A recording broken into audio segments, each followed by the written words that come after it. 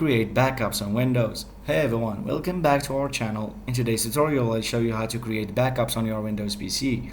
Regular backups are essential to protect your data from unexpected loss. Let's dive in.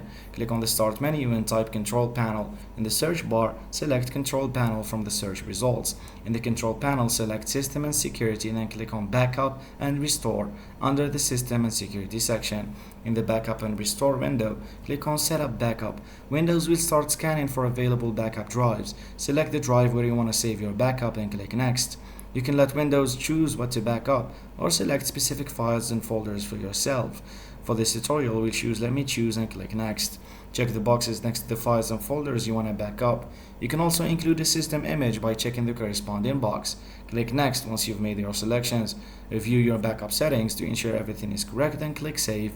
Windows will begin backing up your selected files and folders. You can monitor the progress in the Backup and Restore window. To ensure your data is always protected, set up a regular backup schedule. Click on Change Schedule in the Backup and Restore window. Choose how often you want backups to occur and select OK. And that's it. You've made it. Thank you for watching and don't forget to subscribe.